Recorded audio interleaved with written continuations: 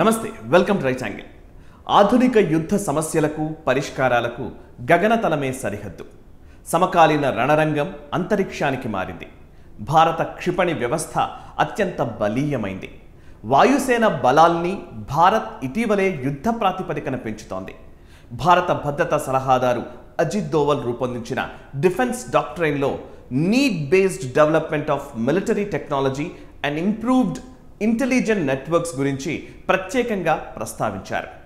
అవసరం మాత్రమే ప్రాతిపదిక కావాలని నిర్దేశించారు. భారత్ చైనా ఉద్రిక్తతలు చల్లారగానే భారత్ పాకిస్తాన్ విషయంలో సరికొత్త వ్యూహాలను రూపొందించనారంభించింది. వీటి అమలు విషయంలో వ్యూహాత్మకంగా వ్యవహరిస్తోంది. పాకిస్తాన్ అంతర్గత వ్యవహారాల్లో ఒడిదుడుకుల పరిణామాల్ని నిశితంగా పరిశీలిస్తోంది. సరిగ్గా ఈ నేపథ్యంలోనే భారత్కు చెందిన బ్రహ్మోస్ క్షిపణి పాకిస్తాన్ గగనతలంలోకి ప్రవేశించి పేలిపోయింది. ఈ ప్రయోగం విషయంలో భిన్నాభిప్రాయాలు వ్యక్తమవుతున్నాయి.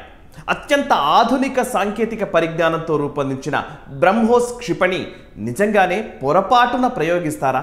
ఒకవేళ ప్రయోగిస్తే సదరు క్షిపణి సాంకేతికతను పాక్ పసిగట్టే ఛాన్స్ ఉందా? అసలు సూపర్సానిక్ క్షిపణులంటే ఏంటి? క్షిపణి ప్రమాదం విషయంలో చైనా అమెరికా స్పందనలేంటి?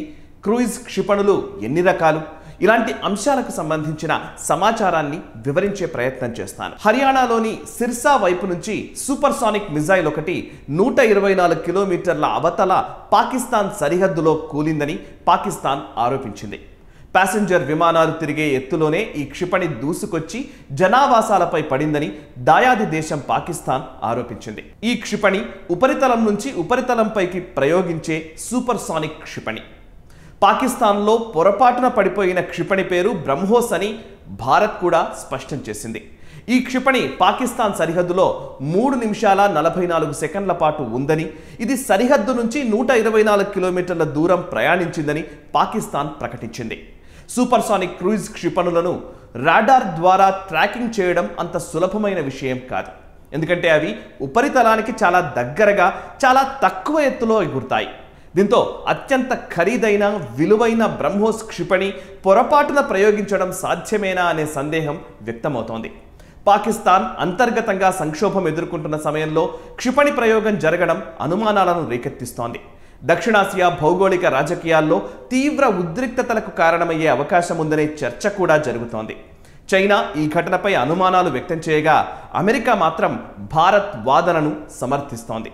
చిన్న ప్రమాదం తప్ప మరొకటి కాదంటూ బాహాటంగానే ప్రకటించింది అగ్రదేశం. అయితే భారత్ ఒకవేళ వ్యూహాత్మక ఉద్దేశాలతో ప్రయోగించినా పాకిస్తాన్ ఈ సందర్భాన్ని రివర్స్ ఇంజనీరింగ్ కోసం వినియోగించుకుంటే ప్రమాదకరంగా మారే అవకాశం ఉందా అనే చర్చ అంతర్జాతీయ పత్రికల్లో జరుగుతోంది. భారత్ ఒకవేళ వ్యూహాత్మకంగా క్షిపణిని ప్రయోగిస్తే ఏ కారణాల రీత్యా ప్రయోగించి ఉండవచ్చన్న సందేహాలు కూడా వ్యక్తమవుతున్నాయి. మరోవైపు పాకిస్తాన్ కోసం చైనా రూపొందించిన ఉపగ్రహ వ్యవస్థ శక్తి సామర్థ్యాలను పరీక్షించేందుకు భారత్ వ్యూహాత్మకంగా చేసిన ప్రయోగమా అనే అనుమానాలు కూడా ఉన్నాయి. అంతరిక్ష కేంద్రం అభివృద్ధి, మరికొన్ని ఉపగ్రహాల ప్రయోగం సహా పాకిస్తాన్తో అంతరిక్ష సహకారాన్ని బలోపేతం చేసే ప్రణాళికలను చైనా ఈ ఏడాది జనవరిలోనే ప్రకటించింది. పాకిస్తాన్ కోసం సమాచార ఉపగ్రహాల అభివృద్ధి, అంతరిక్ష కేంద్రం నిర్మాణానికి సహకారం అందించేందుకు ప్రాధాన్యం ఇవ్వనున్నట్టు శ్వేతపత్రంలో ప్రకటించింది. చైనా నిర్మిస్తున్న అంతరిక్ష కేంద్రం ఈ ఏడాది కల్లా సిద్ధం కానుంది. 2018లో పాకిస్తాన్ ప్రయోగించిన 2 ఉపగ్రహాలకు తోడ్పాటును అందించిన చైనా 2019లో అంతరిక్ష పరిశోధనలు, మిత్రదేశాల మధ్య అంతరిక్ష శాస్త్ర సాంకేతిక సహకారాన్ని మరింత ముందుకు తీసుకువెళ్లే ఒప్పందంపై సంతకాలు చేసింది. పాకిస్తాన్, వెనజువెలా, సూడాన్, అల్జీరియన్ ఉపగ్రహాలు కక్షలో చేర్చేందుకు అన్ని ఏర్పాట్లు పూర్తి చేసినట్లు చైనా వెల్లడించింది. Saudi Arabia, Pakistan, Argentina, Brazil, Canada, Luxembourg దేశాలు చేపట్టిన ఉపగ్రహ ప్రయోగాలకు సహకారం అందించింది. వచ్చే 5 ఏళ్లలో అంతరిక్ష శాస్త్ర పరిశోధన కోసం ఉపగ్రహం, అధునాతన అంతరిక్ష ఆధారిత సోలార్ అబ్జర్వేటరీ కార్యక్రమాల అభివృద్ధి, పరిశోధనలు కొనసాగించనున్నట్లు చైనా వెల్లడించింది. ఇక క్రూయిజ్ క్షిపణుల గురించి వివరాలు చూద్దాం. క్రూయిజ్ క్షిపణులు 3 రకాలు. మొదటిది సబ్సోనిక్, అంటే ధ్వని వేగం కంటే తక్కువ వేగంతో ప్రయాణిస్తుంది. రెండోది ధ్వని కంటే 3 రెట్లు వేగంగా ప్రయాణించే సూపర్సానిక్. మూడోది ధ్వని వేగం కంటే 5 రెట్లు వేగంగా ఉండే హైపర్సోనిక్ క్షిపణి. పాకిస్తాన్ దగ్గర బాబర్, రాడ్ అనే సబ్సోనిక్ క్షిపణులు ఉన్నాయి. ఇవి ఉపరితలం నుండి ఉపరితలం మీదకు ప్రయోగించవచ్చు. అయితే భారత్ వద్ద రష్యా సహాయంతో తయారు చేసిన అత్యంత అధునాతన సూపర్సానిక్ బ్రహ్మోస్ క్రూయిజ్ క్షిపణులు ఉన్నాయి. అంతేకాదు 2024 నాటికి సిద్ధం కాగల హైపర్సానిక్ క్రూయిజ్ మిజైల్ బ్రహ్మోస్ 2ను కూడా భారత్ తయారు చేస్తోంది. బ్రహ్మోస్ క్షిపణుల్లో కూడా 4 రకాలున్నాయి. వీటిలో ఉపరితలం నుండి ఉపరితలం, ఆకాశం నుండి ఉపరితలం, సముద్రం నుండి ఉపరితలం, నీటి అడుగు నుంచి ఉపరితలం మీదకు ప్రయోగించగలవి. ప్రపంచంలో అత్యంత వేగవంతమైన క్షిపణుల్లో బ్రహ్మోస్ ఒకటి. ఇది భూమి నుండి తక్కువ ఎత్తులో చాలా ఎక్కువ వేగంతో ఎగురుతుంది. దీని కారణంగా యాంటీ మిజైల్ సిస్టంతో దీన్ని పట్టుకోవడం అంత సులభం కాదు. ఈ క్షిపణులు తక్కువ సమయంలో ఎక్కువ దూరాలకు అణ్వాయుధాలను మోసుకెళ్లగలవు.